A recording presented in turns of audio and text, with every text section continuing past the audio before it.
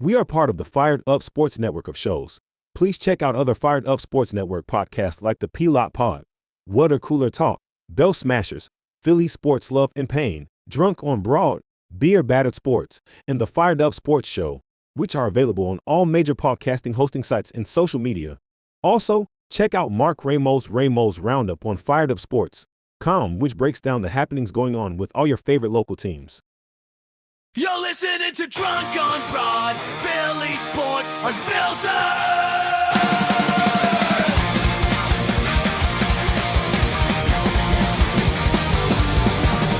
From Broad Street down to the bank, we bleed red, green, black, blue, and gray. Racial classes, game day pride, Philly's hardware, drunk on the ride. A.G. Elliott flying high tonight, Sixers lights up, the sky's so bright. Flyers crash like thunder on the ice.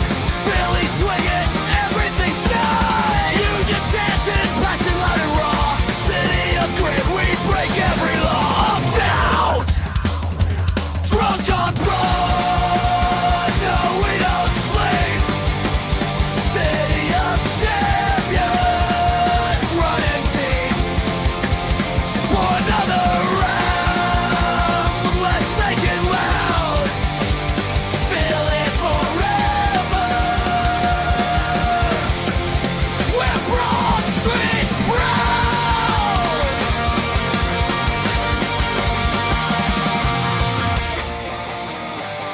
Drunk on Broad.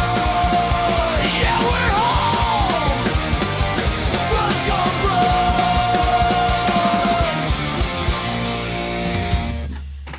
Oh, gentlemen, good God. It's just think about where we were 364 days ago. One day before the eve of the Super Bowl, coming off a huge blowout win against the Commanders, feeling Feeling better great. than ever going into a Super Bowl. Everything's intact. It looks like you've got an endless future that looks like you've got the word dynasty came into question. Yeah, that ended quick. And well, we've just been on a heater of crap. Bad we news Bears. And it's not even just with the Birds. Like It's Philly in a nutshell. every team right now has had like a really bad month. And it's just like you've got the Phillies losing out on free agents with Bichette. You've got the Flyers playing like crap when you thought they were playing a little bit better. And there's front office questions and there's player questions. And now you're not going to see them play for 20 days because the Olympics are starting. And you got the Sixers trading a younger prospect for absolutely nothing to get under a cash apron.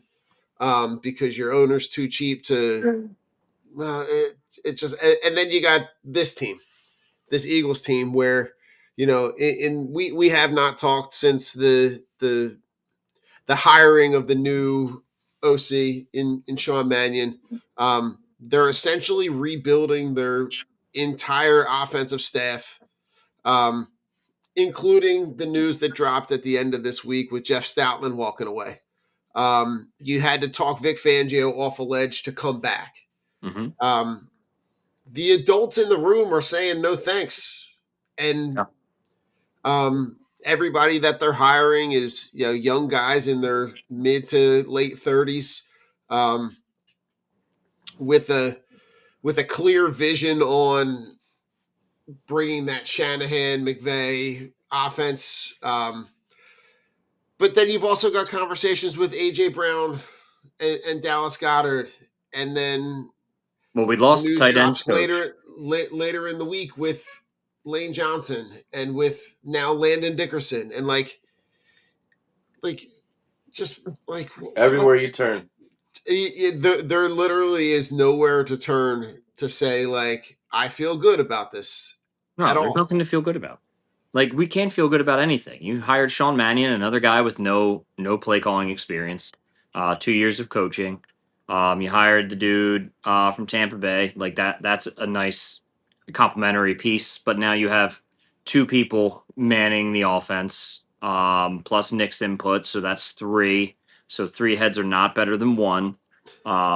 So obviously it's going to be whatever Nick wants to do. You get rid of your longest tenured coach in Jeff Stoutland. Not good, mainly because you took the run game coordinator position away from him and didn't listen to his input. So he said, "Fuck this, I'm out." Um, it's like all the cards fall back to Sirianni, and I think this is one of the biggest fumbles in Eagles history, especially this offseason. Um, Jeffy, and Howie really screwed the pooch on this because Jeffy should have looked and said, you're the reason Petullo was hired. But you're also the reason why we lost. So we're going to have to let you go. There's this untouchable aspect to Sirianni, which I don't see. And people in the media want to point out, well, look at his record, look at his Super Bowls, look at this, look at what he's able to do. When in actuality, we know it's talent over coaching. You look at the two coordinators that we had in place in Steichen and Kellen Moore, who were hires from the outside from Howie. They led us to success in Super Bowls. You look at the in-house hires, obviously from Sirianni, did not work at all. Just made us look terrible for 2 years. There's nothing to be happy about. You have Lane Dickerson, whose body's breaking down. He's probably going to retire. I don't blame him. I mean, the guy was coming out saying he couldn't move. Lane Johnson, why is he going to come back and put his body on the line when his coach that he's played for his whole career is gone? There's reports now that Dallas Goedert's time is over because of the tight ends coach leaving, and that was his tight ends coach. That's the guy he had a rapport with. So wherever that coach ends up, he's probably going to follow. Right. It's not even sad times because we did this to ourselves with our ignorance and our bliss and our complacency.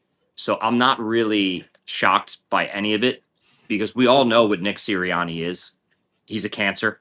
He is a overly boisterous hype man who cannot manage grown people because he treats everyone like children. The move would have been if I was Howie, because I think I'm smart enough to make some sort of decisions, would be to let go of Nick and KP and say, hey, I'm sorry. Thanks for what you did with this organization, but there's no way that we can look like this after we look like that. So obviously it comes down on you. I'm not even saying the Kevin Petullo hire and firing the Kevin Petullo firing needed to happen, but you needed to fire Nick Sirianni as well. And to be completely honest with both you guys, and we both know, no one was knocking on the door to hire Nick if he leaves here. He's not going to get another coaching Not at job. all. So I mean, listen, you're still talking about Sean McDermott, who is probably going to end up taking a year off. You saw Cliff Kingsbury wait the entire. He's on the Saints, coaching, right? They said he joined the Saints. The Rams. Oh, he The joined Rams the Ian McVay is going. He's going to team up with McVay to be an offensive consultant. Oh, okay. But Rich, like at the very least, whatever they're doing, whatever the plan is, they're doing it with conviction. Like it's dumb and it makes no sense. And to quote the famous movie Office Space, what would you say that you do here, Nick? Like what do you do? Where's my Dapler? Have you seen my Dapler? That's if you're letting it's become very obvious that you are letting Sean Mannion pick his guys. And you're letting him bring in and say, this is the scheme that we're going to run. This is how we're going to run it. These are the types of coaches, players, people that we need in the building. Yeah. But if he's doing that and Fangio's doing what he does, and we know that his time is limited.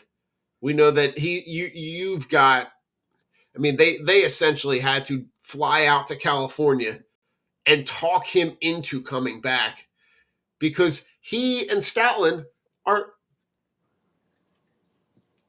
to quote the famous coach Larry Brown, he's the adult in the room. Yeah. The adults in the room said, "No Bye. thanks, I'm done. I don't want to deal with this." And you had to, you were able. Essentially, what happened is you were able to talk Vic Fangio into coming back, and Jeff Stoutland said, "No thanks." So, like, you, Rich, what you say makes almost too much sense, because if you're letting these guys do this, and Nick is obviously not involved in bringing in any guys with any influence or any connection that Connection to he him. had, Yeah. then what do you What is do? right? Like I think they're setting up is Mannion to be the well, next head and coach. It's not and out of the question. and Joe, this is something I was gonna bring up to you. It's like you bring in Sean Mannion, right? Who, by all essential purposes, you essentially hired him a year before he was going to be the hot candidate. Yeah. But you also bring in Grizzard from Tampa Bay, who is the former OC. Mhm. And Rich, what you described, the setup is there, that the season plays out the way that it does. They let Sirianni go. They promote Mannion to head coach, and they promote Grizzard to OC. And Yep. you're hiring the internal candidates. And Mhm. you've just kind of, you're essentially insulating yourself for that next future move.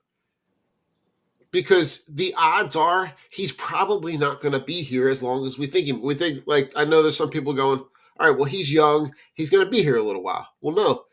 Either way, he's probably not. Because if they do really well, then he's going to be the hot candidate, and someone is going to hire him to be the head coach. Yep. And if it goes poorly, well, then everybody's gone. Yeah. And then we have a full changing of the regime.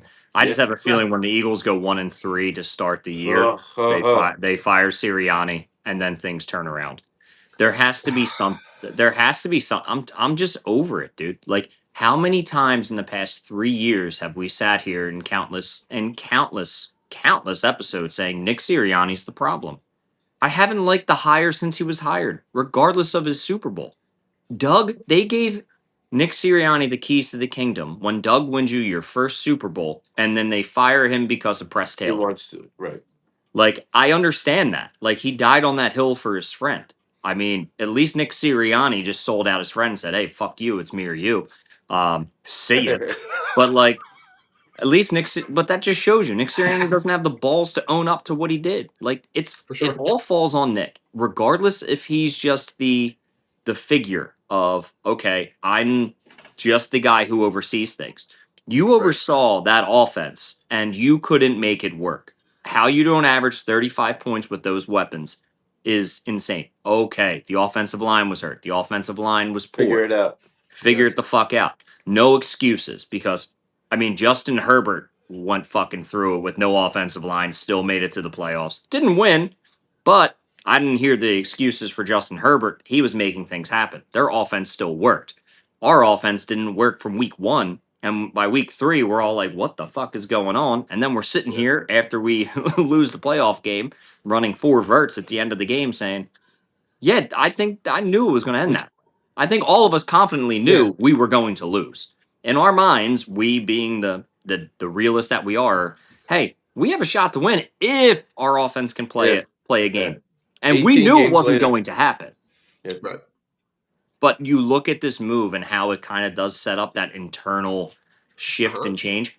That's when I would see probably Stoughton come back, because it's Nick. It's Nick. These guys aren't leaving because they're unhappy of what's going on. They're unhappy because your head coach has no idea what the fuck he's doing. And he's been in this position for 5 fucking years. All right, Joe. Yeah. I'm going to ask you to be eternal optimist. Oh, and I All right. am. I You are, absolutely. Joe, you are. Right. I'm that guy.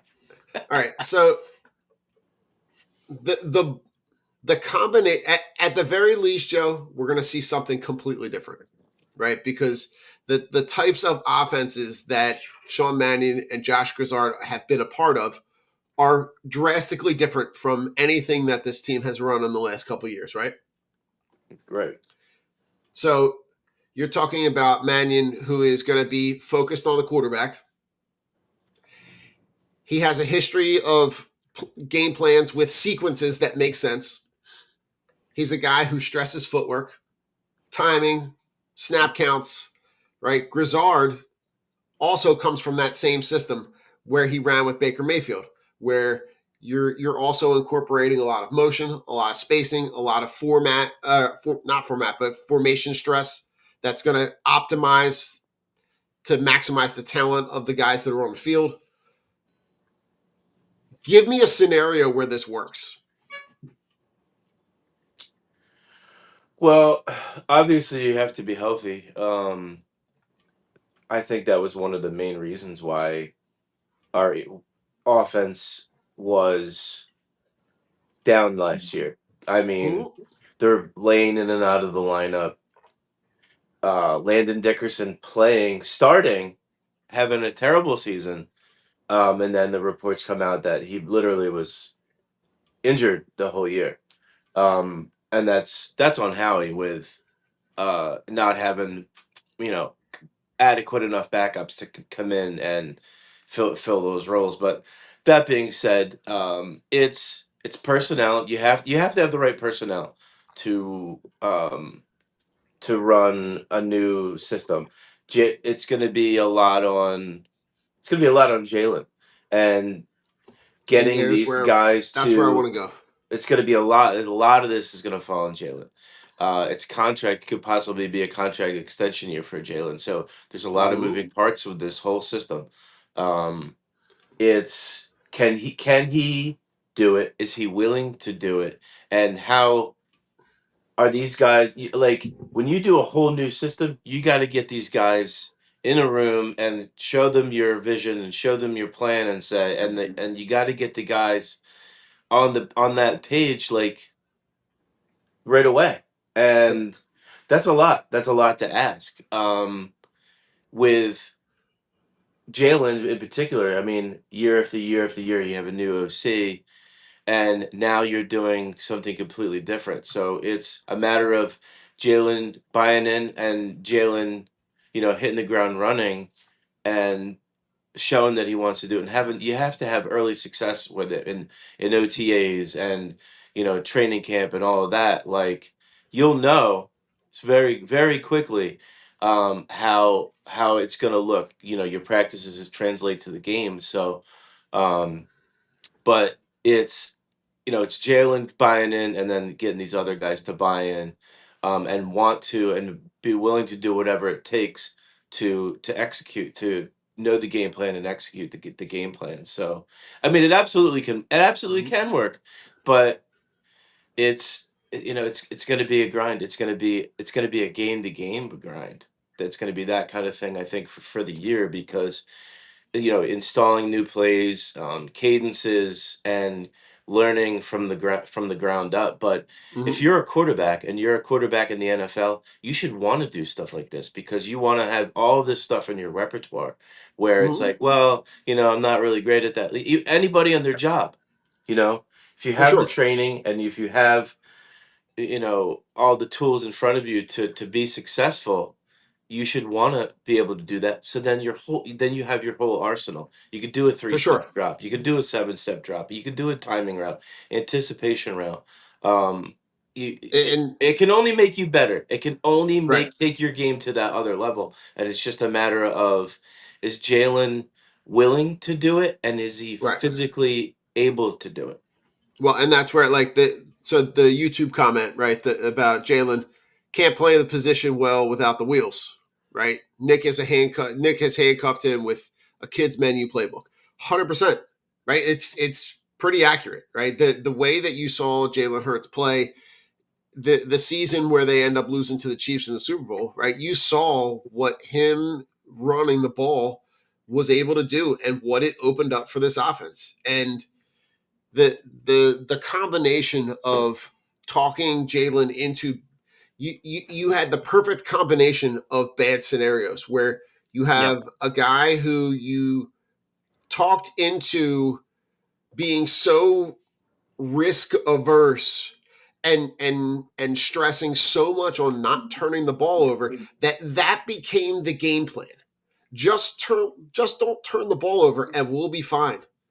I mean, they had two games this year where they didn't have a first down in the whole second half. Yeah. That's Like inexcusable. And it's Joe, I it's don't like want them to be risk unfathomable. adverse though. That's the Like issue that I'm having. I want to see them try. right. Like you'll see teams And that's throw where the the ball second down the half of this field. comment comes in, right? Like just Open it like up. He open wants to. He like said that in Your I like a can't heart defense remember. is verse. good enough There's a video of him to standing on the open it up. sideline next to Nick saying, "We need more. We need more of an aggressive offensive approach." Yeah. For sure. I can't remember what clip it was. Nick standing right next to him. You know, it was while KP was there last year, and he's like, "We need to be more aggressive on offense." He Yeah. wants to take. He wants to do other things. Yeah. You know, you got to take that with a grain of salt, knowing he's on video, but Right. you got to open it up because we've become so predictable. You got to reinvent yourself when people are scheming toward what your weaknesses are. To be completely honest with you, I'm open to a scenario of pretty much anything at this point. Um, you have if you lose your two offensive weapons or your two best offensive linemen, essentially in Dickerson and Johnson, that's going to put you in a hole. Um, Yeah.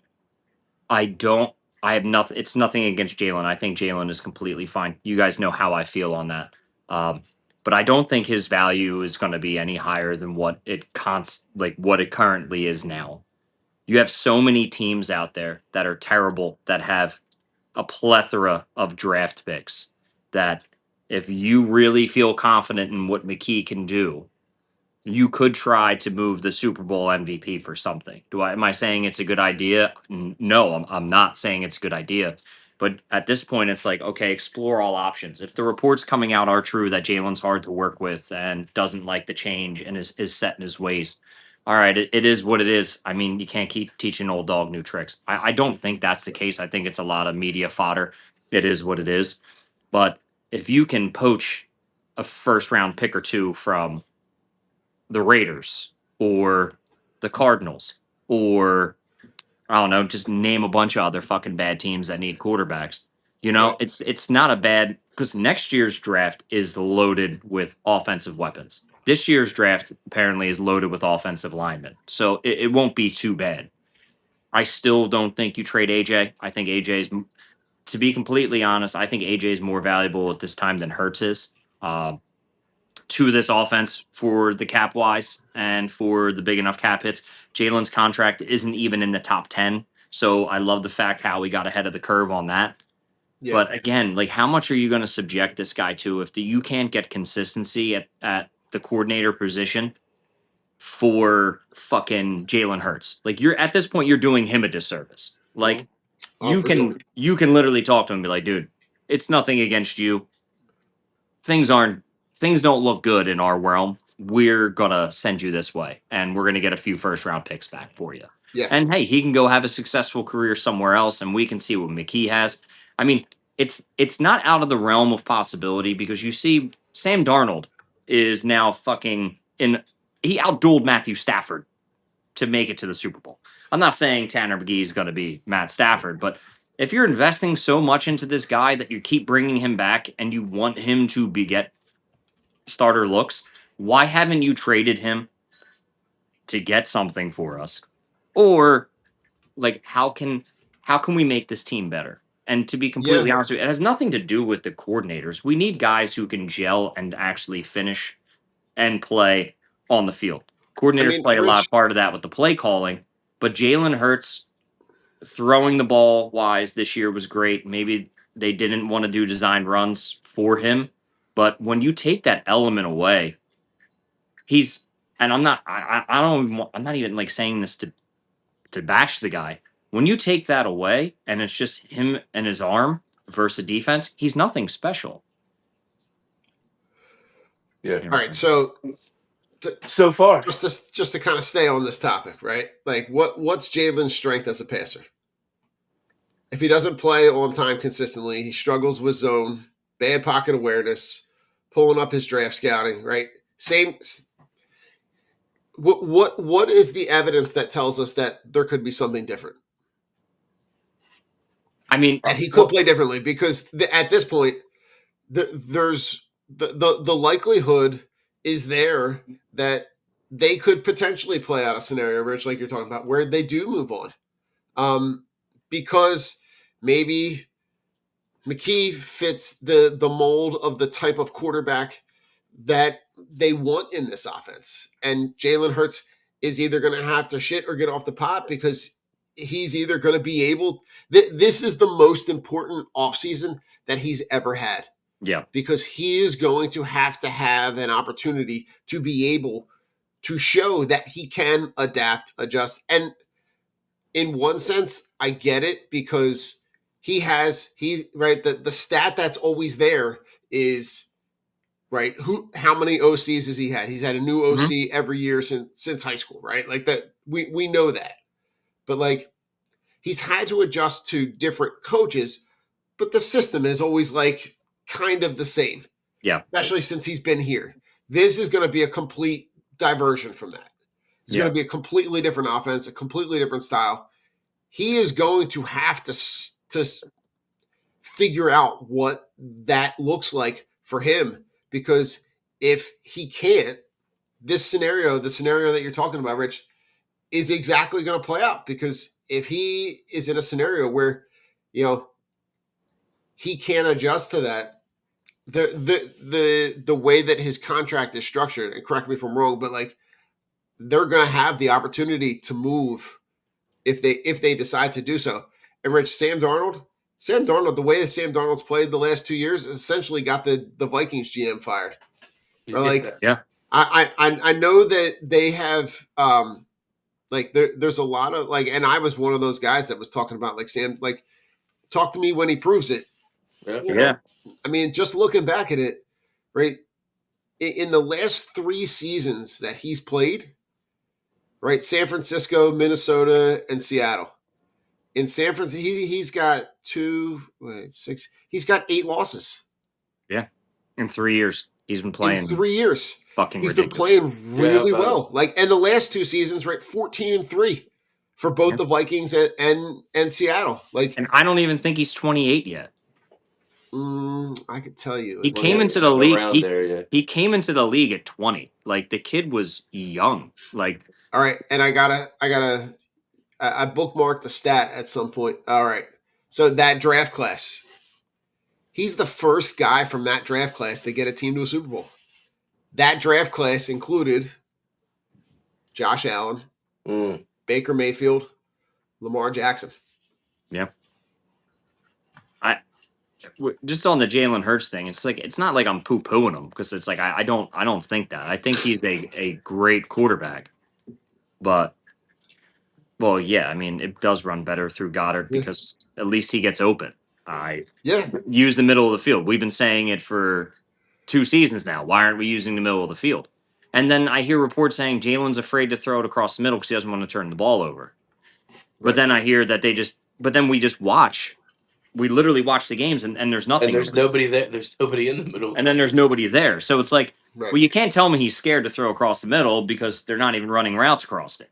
Like, not once did we run just some dueling drag routes just to get guys open and hit them in space.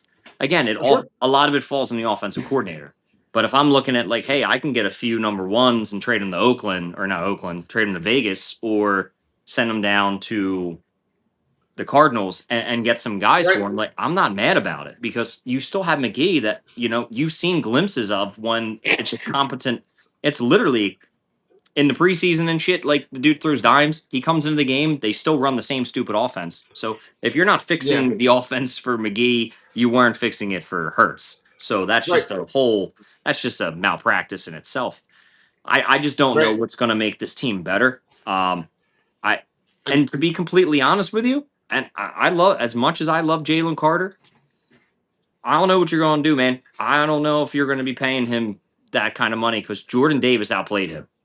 Jordan Davis outplayed him by a ton. And I think we need Nolan Smith and Jordan Davis and those corners. There's going to be a lot of holes that need to be fixed because a lot. If we lose Lane and Landon, well, there goes taking a corner off the board to help out in the first round. Like you Oh, need yeah. offensive line help. Then you're kind of pressed for the cap. I don't know what the money would look like after Dickerson and Lane retire. How much money we would have. Right. But it's tough. Yeah, Yeah, I Mara mean, Jomo looked good. I mean, Jalen Carter was hurt. He had bad shoulders. I get that, but are you investing $200 million into a guy with bad shoulders? Like, there's yeah, a lot of questions, man. Like, that's what I'm for looking sure. at. Like, there's a lot of questions surrounding this team, and I'm just like, I like Coop. I like Quinion. I like AJ and Slim and Jordan Davis right now. Jordan Davis looked like a monster. Yeah. And and Rich, Jihad Campbell. I'm kind yeah, of worried about everybody else. Yeah. yeah. They're going to be in the next couple of years. There's going to be a lot of really tough, really uncomfortable decisions that are going to have to get made that are going to be really divisive for this fan base. There's going to be guys that they're going to decide to move or not move on from. I really, really hesitate. I hear all the guys that you're talking about. I really hesitate to move on from that player only because you've seen when he's healthy Yeah, what he can do. that what he can do, and he essentially creates the game plan that destroys the offensive game plan. Yeah. And No, I agree with you. I'm you just know, and, worried about that listen, I'm right there upcoming. with you. Worried about injuries, worried about stupid decisions, worried about taking plays off, all that. I really, he's the guy that I hesitate to move on from because of what we've seen Yeah. and how he's performed at Yeah. the way top end. You know, like I just don't know what we're going to be able to do. That's like don't I know it has nothing to do with me and how he is good with the cap and all that jazz. It's just for sure. I mean what's more I know it's winning the battle in the trenches and it's just I'm looking at this team and I'm like Who's going to be in the trenches? who's going to be in the trenches? Like if you let Jordan Davis walk, you okay? If you let Jordan Davis walk because you don't sign him, like, okay, then Ty Robinson has to step up, or it's just a Jomo and Carter. Like, Right. there goes your depth. And then we're back to doing the old, all right, well, let's try to find this diamond in the rough because we have so much money tied up in other positions, but we don't have Right. any money tied up in our young On the corners yet. defense, yeah. And we're just looking like Yeah, Vaughn didn't play too well last year. Like, I think he only has what, 2 years left or 1 year left on his contract? I think he has a bounce back year. Yeah, I mean, but yeah, it's who stays and who goes and allocating that money and Vic's back, but is it gonna be? Are we on like? Is this gonna be like a year to year thing? Like You're on borrowed time. right, yeah, and if he's already got 1 foot out the door, what? How does that translate to how his defense is and how his defense plays and how he is? Is he going to be 100% locked in? I mean, basically, we don't know that. Is he going to be locked in for this year and then he's going to check out? Is he going to, be thinking about it during the season? Is that going to affect how he calls the defense and how that defensive room is handled? And that dealing with that situation and that scenario, Yeah. and yeah, whatever guys do leave and whatever guys do come in, like is it gonna fall in line and be plug and play, like it for has been? sure. We don't know that. I mean, it's the same defense, but there's gonna be a lot of different people in roles where guys were Pro For Bowl sure. caliber and just jumped in there and were world beaters. We can't Yeah, really expect that to happen No. every single year. and I think we're gonna start to see that turnover a little bit over the afternoon, Quickly, like very over this next off month. season, right? Like Next month, yeah. the with Dean, right? And Yeah. and right if you're looking like the to offer Dean a 1 year prove it deal, but like we know Someone's like going to offer him more. Somebody's Anyways. going to offer him someone like Cowboys are going to throw a bunch of money at him. Yeah. yeah, That wouldn't surprise me at all because And of then he'll the be their now Jalen Smith from right and 4 and years now ago. can Guy can't stay and healthy. now make that right. You make that connection now with Christian Parker leaving and going there and being the DC. It wouldn't surprise me if right guys like and in the next comment, he's bringing up Reed Blankenship, No, and not at all. but See you like later. that Can't. right I that love them, but you can't. They're just you got too many and other I expenses. and not with what you already have there. And I think that's the same reason why they decided to move on from from N'Kobe Dean, right? You already have Jahad Campbell in there, right? Yeah. You've already drafted Andrew Makuba. You have like the positions that they already have depth at are the positions that they're going to be the most likely to kind of let guys go Hmm. because that's how essentially that's how you want it to work. You want to be able to draft guys that can then come in and assume those positions. I think this is the offseason that you see a lot of the moves on offense, right? Yeah. You see a lot of the draft. I think a lot of the draft capital that's going to be expended this summer, this spring, and their focus in free agency is going to focus a lot on the offense, especially with the new offensive staff. They're going Yep. to take this opportunity to be able to look at the guys that they have in house, see who's staying, see who's going, and then really start to craft this roster because at some point there is going to have the same turnover that we had on defense, Hmm. where you draft and hit on guys early and young that can be impact, and the more that they can get that impactful play on the field with guys on that rookie deal, Correct. the better off they're going to be, and then they can flip the script and start paying the guys on defense. Correct. And that's Howie's job. Howie's Yep. job is to kind of figure out right who to keep, who to pay. When do we start flipping the script? When do we see guys that are trending on the way down that we can kind of move back and forth with? Like it's just it's such a position that I didn't think we would ever be in. Yeah. I mean, And you're getting rid of. I would like to see CJGJ come back. To be honest with you, put him next to Makuba. I mean, you'll get him cheap. You'll get him cheap. That's the whole thing. It's Reed's going to be a lot of money. He's going to be a multi-year guy who's going to get paid. I didn't like his performance this year. I mean, it is what it is. Sidney Brown's terrible, but I mean, Yeah, you're going to get rid of he's got Dory to go. Jackson. You're getting rid of Kelly Ringo. You're getting rid of Ja'Cory Bennett. You're getting rid of all these guys that you tried to hit on at corner. So you need corner help. You need safety help. You're going to need offensive line help. You need wide receiver 3 help. You need tight end 1 help. Like, there's just so many holes across the board that you're just going to be like, okay, well, we need to address this. How can we fix it? You got to start hitting on the offensive players, like you said in the draft, because we need to have time. We need time for these guys to get paid. You have a lot of money tied up in your wide receivers, but again, that's why you don't trade AJ Brown because it's just going to hurt you more than it's going to help you.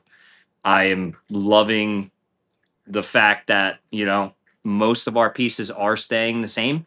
I love the fact that we have Jahad Campbell who played like a fucking madman.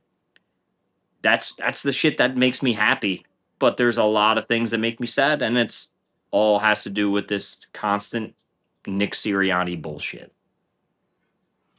You yeah, really do you in your heart of hearts, Rich? Do you think JJ stays? Do I think who stays? AJ? Brown, AJ Brown. In my heart of hearts, yes. I yeah, I I do too. think I don't see where it benefits us because if you do trade AJ, regardless of the cap, their compensation is not going to be good enough, and then it's Slim and who? Darius Cooper, Right. and that No, just I kills you. get that. I get that. But I mean, bringing in a I guess a cheaper free agent or the draft. But my thing is he is he going to be able to flip that mental switch and No, say, he's not going to. That's the issue. That's AJ. He's not, but and that's that in detrimental. itself Yeah. could sink or be a major factor in sinking our offensive production and progression with a new scheme. I mean, yes, he might get the ball more, but is it are we at the point where it doesn't really matter and he's that's just how he's going to be, or is it going to be do does he see a light at the end of the tunnel now because they're completely changing the offensive scheme? If you trade AJ, you trade Jalen. You You trade think? both. You have to, because at that point you're just throwing it away. I Like what? just Yeah, I was gonna say what's left. then it's just Saquon and Devontae, and then at that point I'm trading Saquon away and saying, "Hey man, thanks for the 2 years, but now we have to go rebuild." Yeah. Because you're not getting the draft compensation. Like if somebody said we will give you a one for AJ Brown, you have to eat that money, but we're going to give Yep, you a one. I'd say, 100%. all right, yeah, I'll take the one. Right. But if they go, hey, we're going to Yeah. give you a 2 and a 4 for AJ, I'm saying no, I'm not doing it. Right. Right. And but again, this is us. We're handcuffed. We're handcuffed Yep. to it because everybody knows he's disgruntled.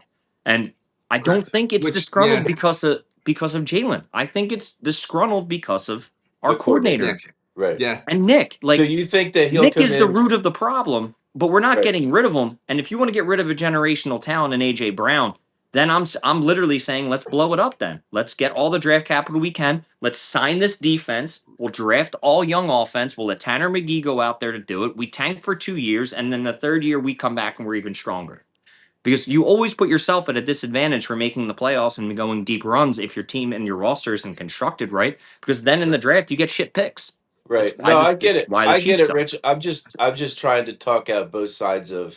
I Oh like yeah, to yeah, yeah. see, and you just hope you hope the light goes off in his head where wow, look at what Mannion is bringing to the table.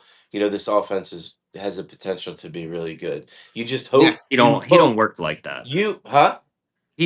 I don't think his Well, brain works like that. okay, well Nah. it has to get to a point where he can at least be just go along with it and not Yeah, cause an issue, which I agree. I find that really hard to believe at this point. Yeah. Yeah, I mean, I'm not saying he's the same as DK and the same as George Pickens, but like he's up there with guys who will speak nonsense and just do vague shit. And hey, this is what AJ needs to realize. When they hyper Right. focused AJ this year, they didn't win a game. When AJ Brown got his numbers, they didn't win the game.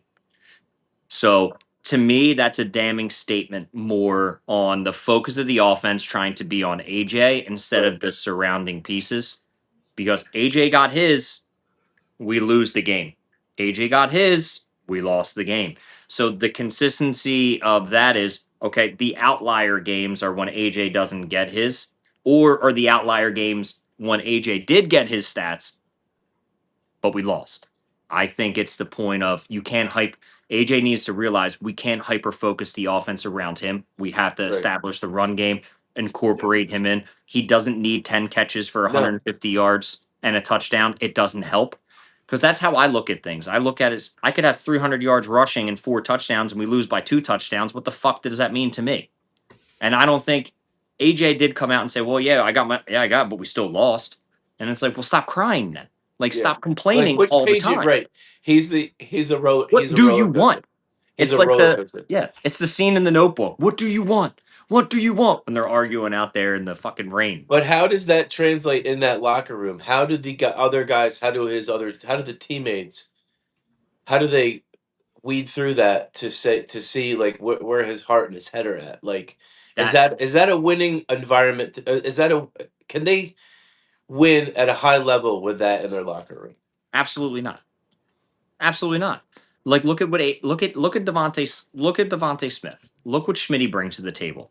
He is literally the silent Slim Reaper. He goes out there, he puts his numbers up, he does what he does, and he goes home. It keeps it Or moving. or he'll Right. talk about his juicer, his juice press. Like he keeps it light. Like you don't see issues with it. I mean, Justin Jefferson, perfect example this year, right? On suffering through JJ McCarthy, suffering to find something, did not say one fucking thing. He showed frustration on the sideline. He slammed his helmet a few times. He Yeah, but sat he there and didn't. thought, Right. but never once went and said anything. He said, we need to develop more chemistry and get a better Exactly. relationship. And they started to turn it on at the end of the year, which could be a Yep. deadly thing. Instead of AJ going to the media and just saying, "Hey, man, like, oh, this is sucks." Like, we all know it sucks. I Right. Right. appreciate you speaking out, but it's still not going to change anything, and it's now Right. painting you into a negative light. But Mhm. when you stay negative for so long, all it is it's just detrimental for team success. And I think Absolutely. this is a culmination. This is a culmination of everything Nick has done in the past 4 years and put into place. Now it's imploding on itself. So that's why I'm really a fan of just saying blow it the fuck up. Like, Because they've had success. Look at the Super Bowl when they lost to the Chiefs. yeah, Jalen Hurts single-handedly won them that game. Miles Sanders couldn't stay on the field. Miles yeah, Sanders couldn't protect the ball. Gainwell, they had no run game. They shut the run game down that game, and yeah, it was completely Yeah. non-existent. It was the Jalen Hurts show. yeah. So we know. I mean, don't get me wrong. I don't know what plays Mannion is going to run exactly, but we know that he can do it. It's just a Yeah. matter of the want and the going out there and having the conviction and the mindset to actually do it. And like, yeah, coach, let's get these timing routes down. Let's, I'm gonna get better. I'm gonna step up in the pocket instead of bailing from the pocket. You Yep. know, those are things that have to really truly happen that need to For sure. happen for the offense for him to take the next step and becoming a better I quarterback agree. and a better field general um and that route. So, I mean, we'll see. I mean, Yeah, we're talking about it. It's February. We'll see. We'll see what it looks like. But that's what needs to happen.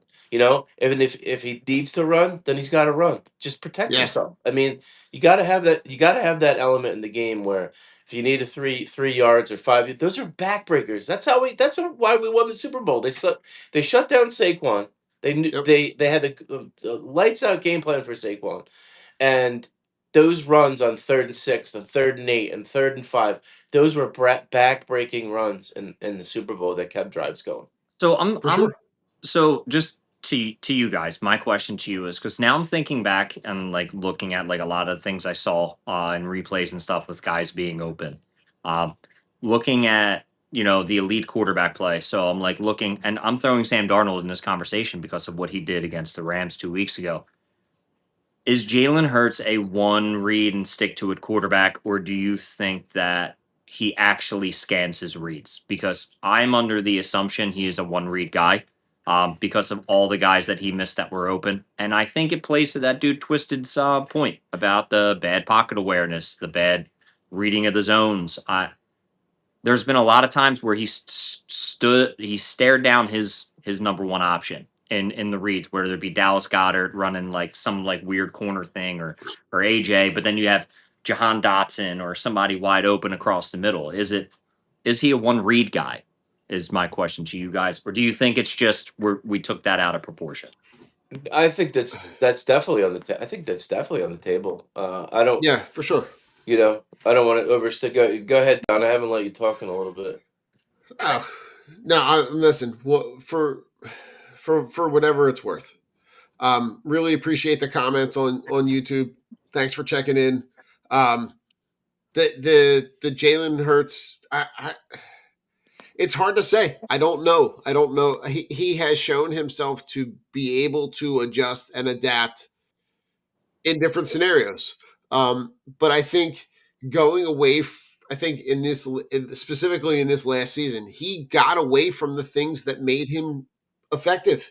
Yeah. He got away from utilizing his legs and figuring out what what that does and what that opens up for everything else. Hmm. But I think could he be a one read guy? I think he I is. think Possible. We I think don't it's we don't possible. know. I think and listen, in this new type of system, if you look at the guys that are effective in that system, I think that's a thing that I think it could be a thing. I Yeah. think it could be a place where but it's got to be a holistic thing, right? We Yeah. know that the banged up offensive line didn't help anything Nope. because that affected the run game, That's where it's that's right? Like we know that the bad things that happened in this season did not happen in a silo. They were not No. happening it was a combination Hmm. of an inflection of everything. and the offensive line didn't help. The game plan didn't help. The scheme didn't help. The approach didn't help. Nick. The coaching didn't help. Like nothing was happening. Like you look back at Joe, and I know Joe, you watch it, Rich. I'm not sure.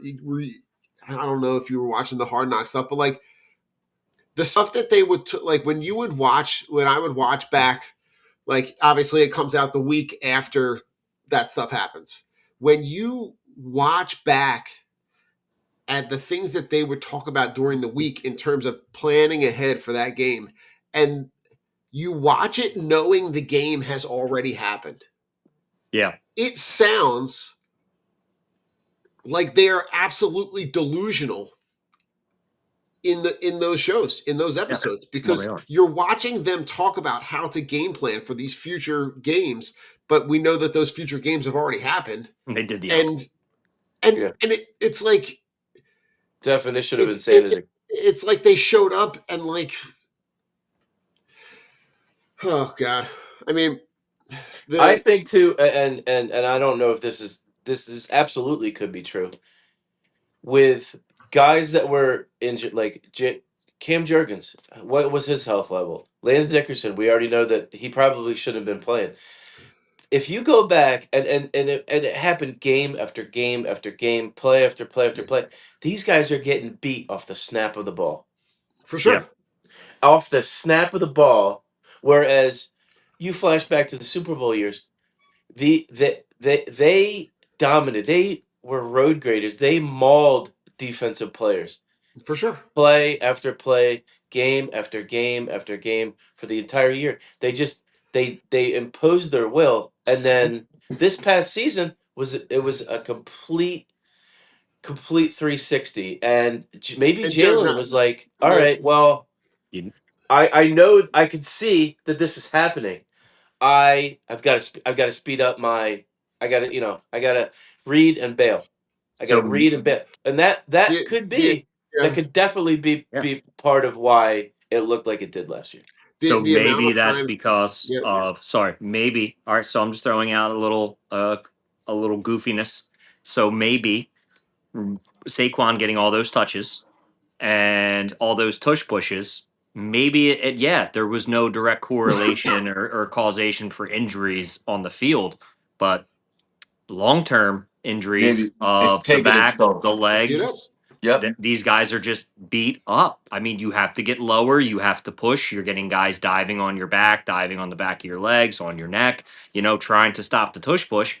And now you're seeing your offensive line break down, and guys can't get down any lower anymore. And maybe too much of dependence on Saquon.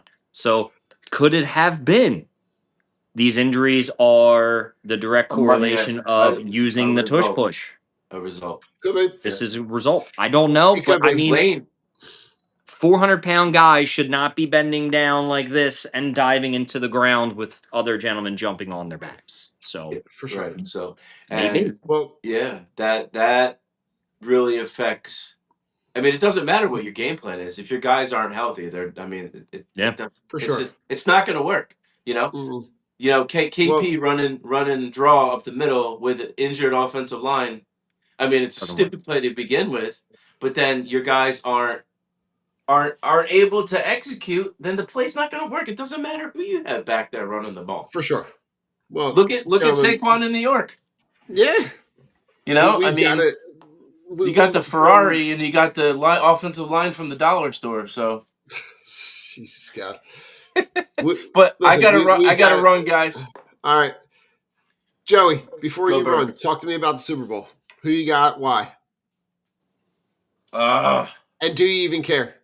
I honestly don't, but I think it's Seattle just because of their offense and really because of their defense. I mean, they call the right plays at the right time on both sides of the ball. Yeah. They could pressure the quarterback. They could force turnovers.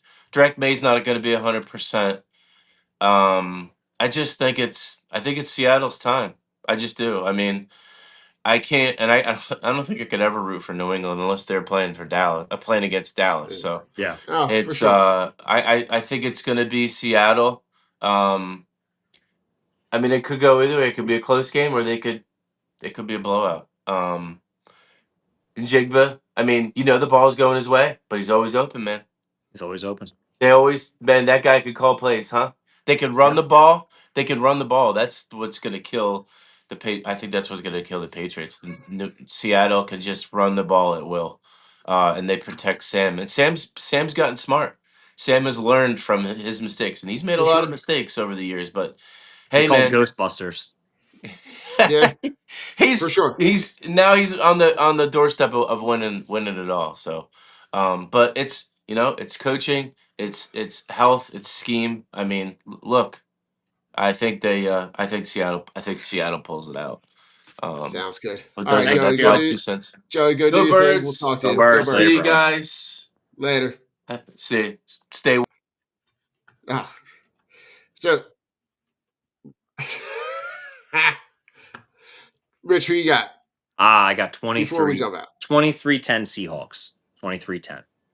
That's what I'm rolling with. I think the Seahawks pretty much just go out and dominate from the opening snap. New England, I still can't get behind them. They had no impressive playoff wins in my eyes. So you beat Denver, you beat Jared Stidham, and you only put up 10 points. I am not. I'm not. I can't get behind him. I don't think Drake May should have even been in the MVP conversation. I don't like the fact Matthew Stafford won the MVP because, I mean, he is not the most valuable player on that team. Puka is the most valuable Yeah, player on that for team. sure. They had two running backs who went absolutely nuclear when they had multi touches. Right. I would have, if I was being serious, Josh Allen would have been my MVP. And it wouldn't have even been close because that guy, what he means to Buffalo and that team is more than anything. But I think the multi turnover game in the playoffs killed his chances. Yeah, And it was funny because I was reading it. I know we're trying to get out of here. I'm sorry, Don. I it's know okay. I was reading the thing for why the guy voted for Justin Herbert, gave him the one vote. And he goes, well, Okay. look what he did with his putrid offensive line. And when Matthew Stafford had one of his best linemen go out, he threw 4 interceptions that game.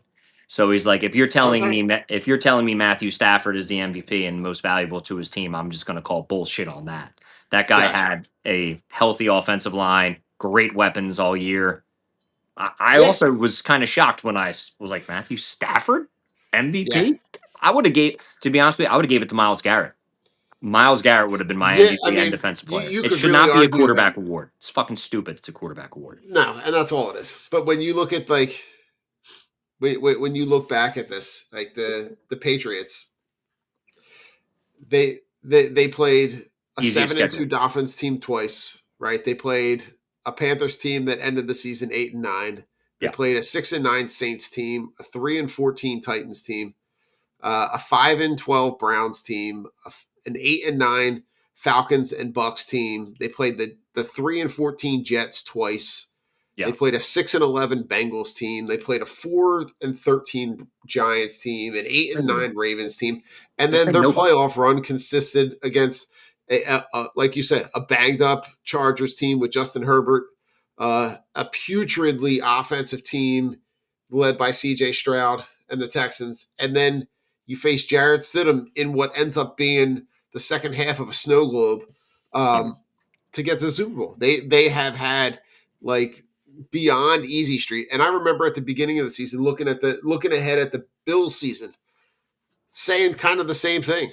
That it just so happens that this team has kind of had they've had the wheels greased Yep. for the entire season, which is why I think between the three of us, I think it's kind of unanimous to think about the Patriots as they're gonna finally meet their match and be Yeah.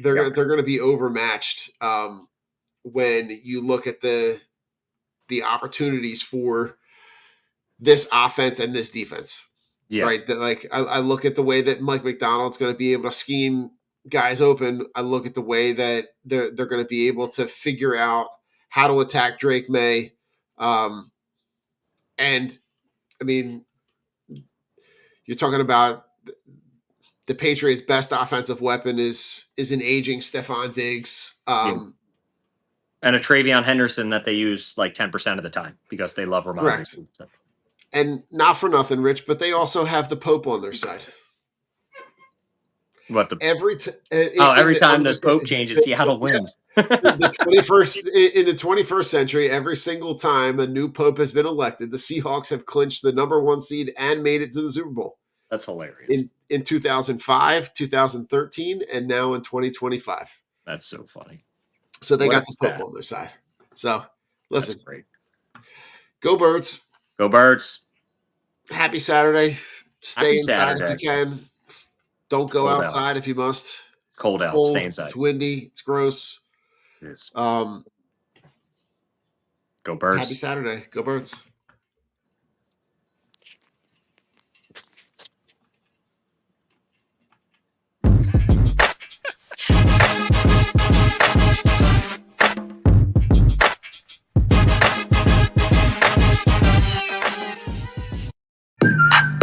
The Philadelphia Eagles are Super Bowl champions.